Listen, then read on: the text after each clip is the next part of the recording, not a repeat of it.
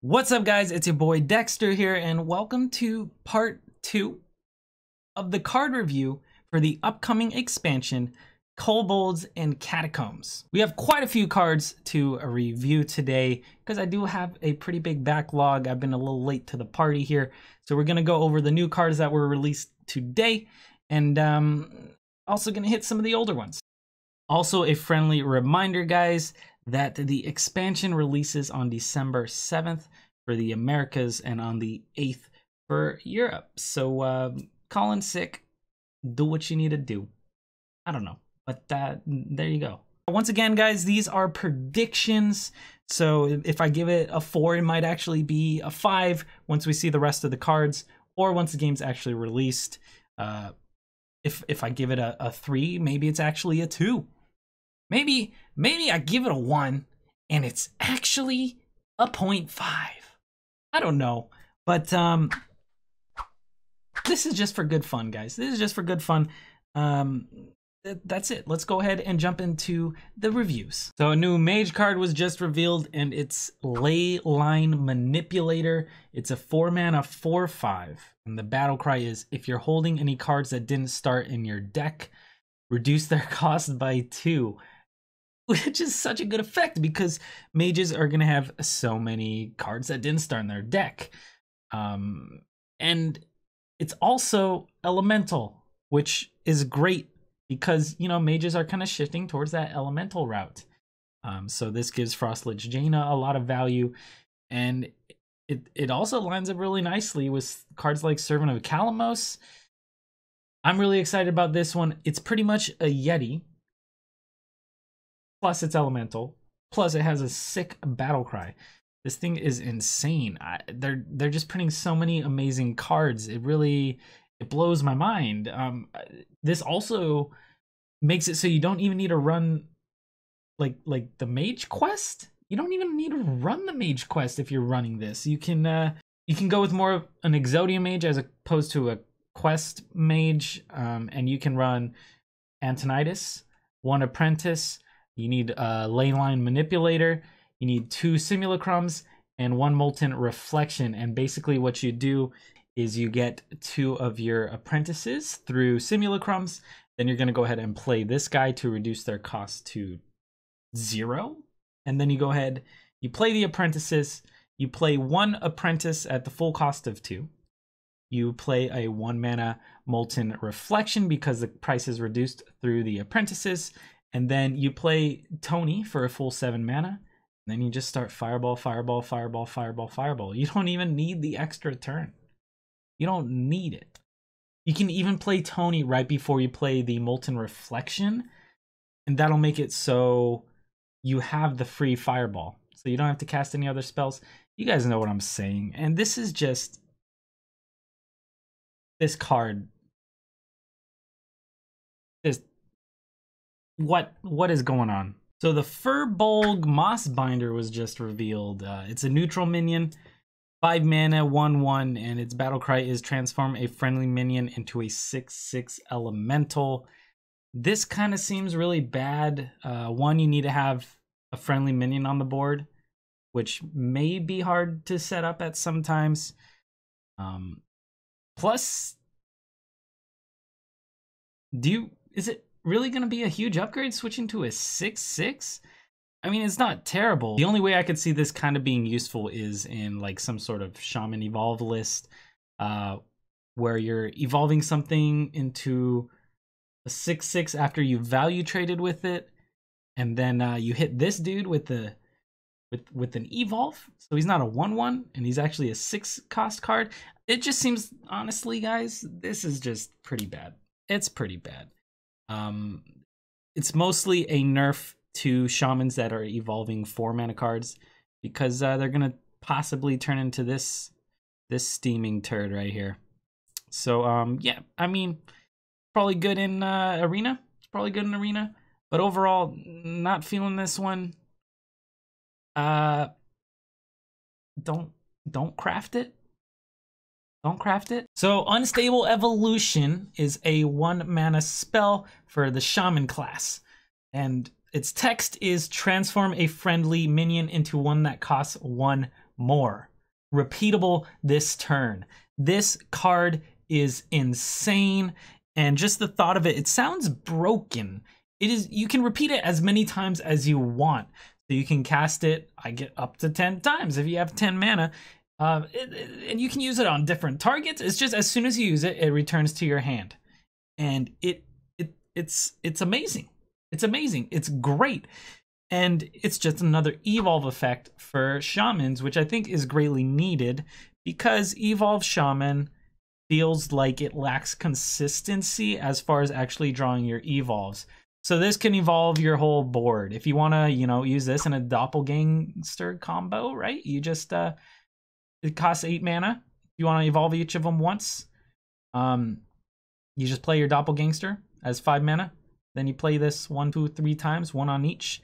And yeah, it's just amazing. And it adds a lot of consistency to the evolve shaman list. So I definitely like it. And it's a lot more versatile than just that. You can use it earlier on if you want to use it turn 3, turn 4 to just kind of buff up your dudes. That's great. Also, as far as value trading, if you want to trade your minion that's like 3/5 into a minion that was 4/2 or something like that, and your minion's 3/1 now, you go ahead and evolve it, and it heals it up completely, kind of, by transforming it into a new minion. So this is just insane for value trades. It's just an amazing card, and I love it. It's amazing. It's great.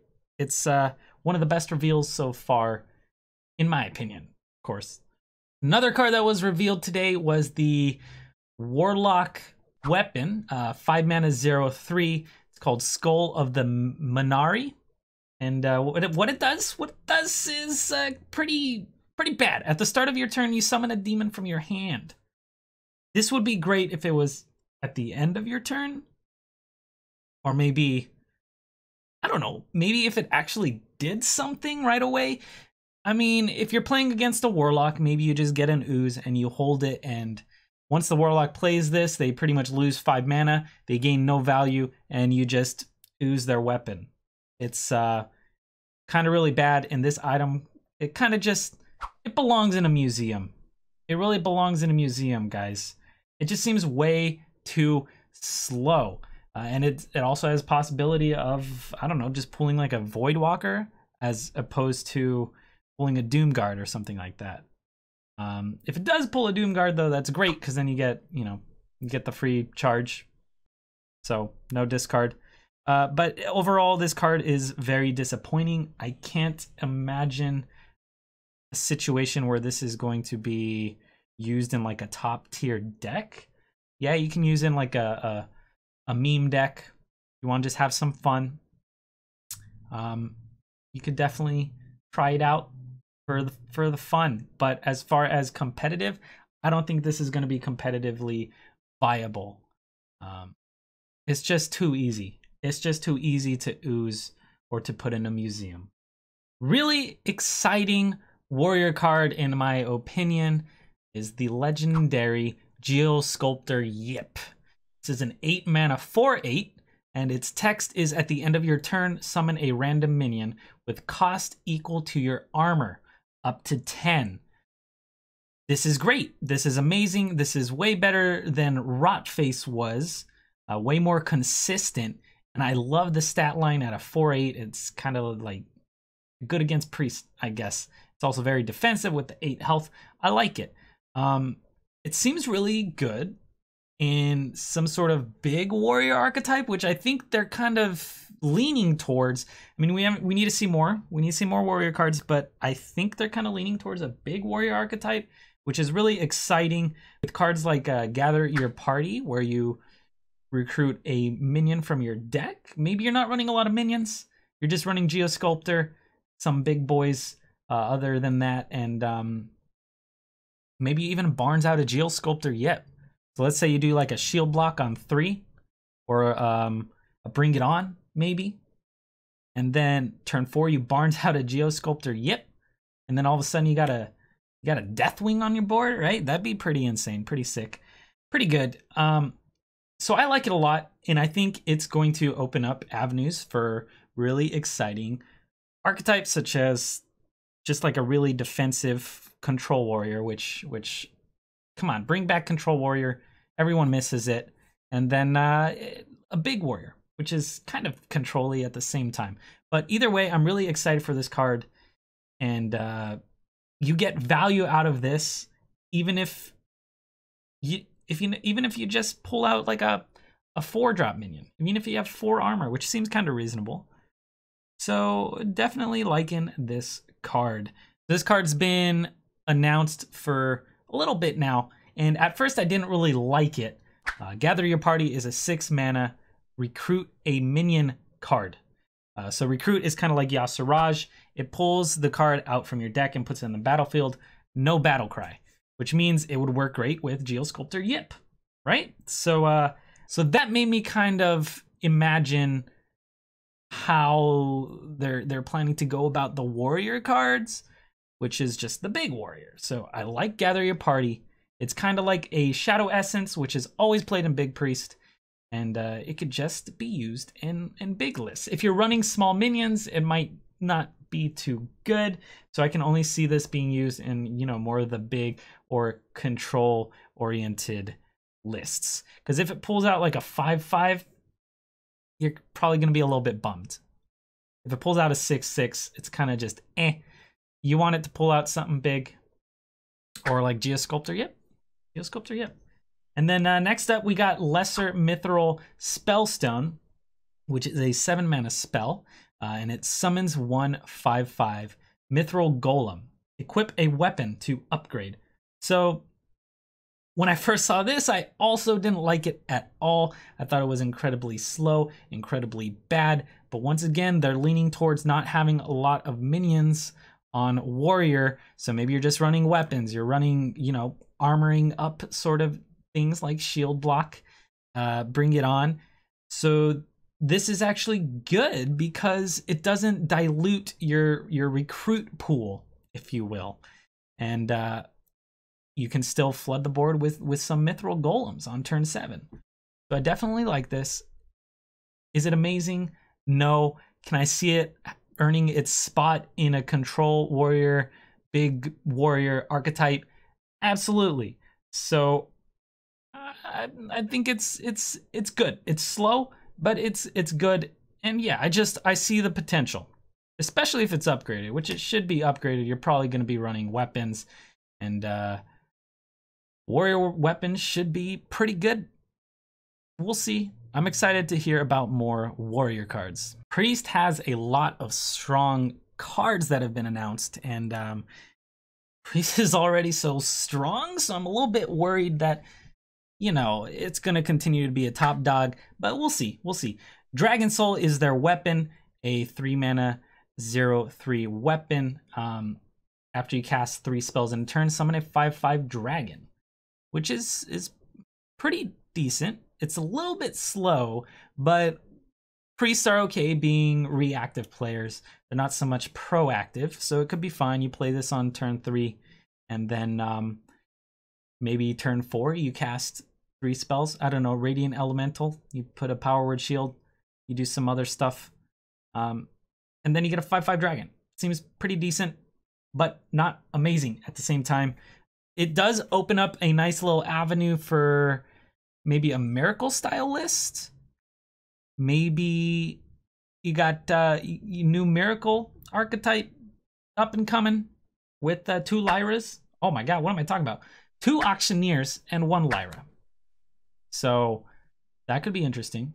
It makes Lyra Radiant Elemental very strong. I mean, it's already strong, but this makes it even stronger. So I do think this card is decent, and it's probably one of the better weapons that we've seen so far. We also have Temporus, which is the legendary card. It's a 7-mana 6/6 dragon, and the battle cry is your opponent takes 2 turns, and then you take 2 turns. This just seems bad to me. It seems kind of awful because the text is pretty much, let your opponent kill you in 2 turns. If they can't kill you for some reason, then you kill them. Like, I don't know. It's just really bad. It gives your opponent such an advantage. They can probably clear your board. They could probably just build up a huge board, and it just seems really bad unless there's a way for a priest to have some sort of way to not die. Maybe like, I don't know, if they had some sort of armor gain or just an ice block sort of mechanic or a board freeze, this would be amazing. But they don't have that. They don't have that. So just not liking this card. It doesn't seem like legendary material to me. I mean, it's a really exciting effect, but I would not be upset if my opponent played this, because it's 7 mana.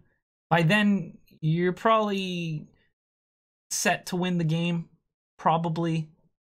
So I don't know. I don't like that card.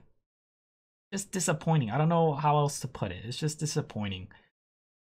Next up, we got Duskbreaker, a 4 mana dragon, 3/3, and its battle cry is, if you're holding a dragon, deal 3 damage to all other minions. Oh my gosh, guys, this is amazing. It's slightly counterproductive to dragon decks because usually you try and build up your board and you have total board control, so it kind of destroys your own guys. But it's probably still going to be used in a dragon priest, and it's going to be used probably in every priest. I don't see why you wouldn't run this. It's another way for priest to board clear. I mean, they have so many board clears. This is just adding to it. This is a little bit insane, and it just establishes control super easy. It's super anti-aggro. It's hard for aggro to really take a stand against this, I feel like. It's just so good. It's just so good, and really, priest doesn't need that AoE, in my opinion, because they already got, Embrace Circle or Akunai Soul Priest in Circle. They got the Dragon Fire. They got the Pint-Sized Horror, and now they got Duskbreaker. And they have Psychic Scream, 7 mana spell where they shuffle all minions into your opponent's deck. This is insane, guys. It saturates their deck, so their draws are probably going to be bad again. It's incredibly good against something like Spreading Plague or something like Living Mana, right? Or just anything that floods the deck. Probably going to be really good against like a shaman that's flooding the board. Just anything, just grabbing all the minions, throwing them into the opponent's deck. It's just insane. This card is amazing, and I see it being a staple. I see it being a staple in priest decks. There's really, I don't know. I don't feel like there's too much more to say about this card. It's amazing. I don't think anyone thinks it's just eh. It's just really, like, we were just talking about how priest does not need board clears, and then you give them this. I don't know what they're thinking when they give them all this utility here. Next up, we got Unidentified Elixir, a 3 mana spell. It gives a minion +2/+2, plus a bonus effect, which is gained while it's in your hand. It seems like a bad Velen's Chosen. I don't think it's going to see much play because of the variance. Like, yeah, these effects are nice, but it's kind of random, and I don't like that random element. Maybe it's going to be using some sort of tempo priest, possibly. Like the Elixir of Hope, where it gives your minion +2/+2, and Death Rattle return to your hand. It's pretty good. Gives your minion lifesteal. That could be good, given the situation. Gives it Divine Shield. That could be okay as well. I do like the summon 1/1 copy of a minion. That's pretty nice. But if you could choose or discover the effect, this would be really, really good. But once again, it's unidentified, and it's a random effect. So it's not bad. It's not bad. But I don't see it really being used in like a tier 1 deck. Rogue is very exciting because they're bringing back secrets. First secret we have here is Cheat Death. It's 2 mana, and the text reads, when a friendly minion dies, return it to your hand. It costs 2 less. So it's kind of like Shadow Step. Yeah, it's a little bit more expensive than Shadow Step, but it's worth it. It's worth it. And it can be used in a different way than Shadow Step, right? Like, let's say you play an Auctioneer and you want to start doing some miracles. Maybe even line up your Auctioneer turn by playing Cheat Death beforehand. And the following turn, you do Auctioneer. You start doing some crazy miracle action. And then your opponent sees you have a secret and they're like, oh, shoot, do I kill the Auctioneer? It's just going to go back to his hand. So if they do kill it, it goes back to your hand. You're okay. If they don't kill it, you're even happier. So either way, you don't care because your Auctioneer is going to get insane value. I mean, you can even almost just play a naked Auctioneer right after Cheat Death and then get to play it the next turn for even cheaper. So I love it. It's like a getaway Kodo on steroids, and it's so good because even if you get a bad card returned to your hand, you can still, you know, you can use it to combo your other cards. Like, let's say you somehow you're running Patches with this. They kill Patches. Patches goes back to your hand. You still get to use it as a free combo activator. So you can Vile Spine on 5 for pretty much just 5 mana. You don't need to trigger with a backstab or another minion. You know what I mean? This is just amazing. And imagine this with Leroy Jenkins. It's going to be so awkward for your opponent to play around Leroy Jenkins. I mean, in addition to Auctioneer, it works amazing. So, like, you play Leroy, spawns 2 little whelps, you smack them in the face. What are they going to do? They're going to kill your Leroy, return it to your hand, and it's going to cost 2 less. Then you get to play it again, smack them in the face. Maybe you cold-blood it, play it again, smack them in the face. Shadow Step, play it again, smack them in the face, do another Cheat Death. I don't know. But it seems really, really good. Because it's just awkward to play around. Just really awkward to play around. And that's what makes it great, is the mind game. Maybe you're not running Cheat Death. Maybe instead you're running Sudden Betrayal, which is another secret that's been revealed. And the text reads, when a minion attacks your hero, instead it attacks one of its neighbors. So it's really similar to Betrayal, but it's more sudden. It's misdirection on roids. I don't think this one is nearly as good as Cheat Death, but I do like it. And I like the fact that it's just in the game because it adds, you know, mind games. So there's lots of evasion coming to the rogue class, and I definitely like it. The only kind of downside I see here, not the only downside, but one of the main downsides is your opponent kind of needs 2 minions in order for this to trigger. I imagine since it says neighbor, it needs 2 minions side by side, so one will just attack the other. And they'll both take damage, so that's nice. Not as good as Cheat Death, but still pretty exciting, and I can't wait to see the next rogue secret. So the final rogue secret is Evasion, which is pretty much an ice block. After your hero takes damage, you become immune for that turn. So yeah, if you have 1 health and they ping you, you're dead. But if you have 2 health, they ping you and then they start throwing minions into you, you'll be immune. So I definitely like this a lot more than Ice Block. I feel like there's more ways to play around it. But I just think this card is amazing. I love it. It opens up the, you know, the realm of more control-y rogues as opposed to the tempo that's been going on. And it just seems so good, guys. It just seems so good. It's a great anti-aggro card, and if there starts being a lot of, you know, quest mages on ladder, if quest mage becomes pretty popular, I can see this being an amazing counter because you can't die from fireballs. You can't die from the constant fireballs. So if you're a mage, you need to counter this secret before you can go ahead and do the wombo combo with Tony. So I definitely like this card, and oh my god, it's gonna change a lot of things. Fal'dorei Strider, a 4-mana 4/4 with the battle cry shuffle 3 ambushes into your deck. When drawn, summon a 4/4 spider. This is a little bit insane, guys. I mean, it's not too scary against warriors who are gonna have Sleep with the Fishes or mages with Flame Strike, because it clears the 4 health very neatly. But against priests, it's going to be pretty nice. It could get really, really out of control in miracle lists if you play Auctioneer and you start just cycling, pulling these bad boys out one after the other. Maybe you even cheat death to one of these, so you get to shuffle instead of 3, it's going to be 6 in your deck. Maybe you shadow step it also. You could just make a ton of these in your deck and just start cycling through them. It's also great with Sonya, right? Who's Sonya? Sonya is Sonya Shadowdancer, the 3-mana 2/2, the rogue legendary, which is after a friendly minion dies, add a 1/1 copy of it to your hand. It costs 1. This is great for value trades. I don't think this is really going to be a play on 3 card. You're not really going to want to play this as a naked 2/2, right?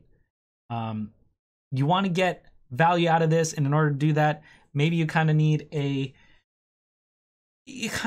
board presence, and you kind of need to be able to kill your board. So maybe you SI7'd, he's on the board, he's chilling, and the next turn you put this down, you value trade your SI7 into it.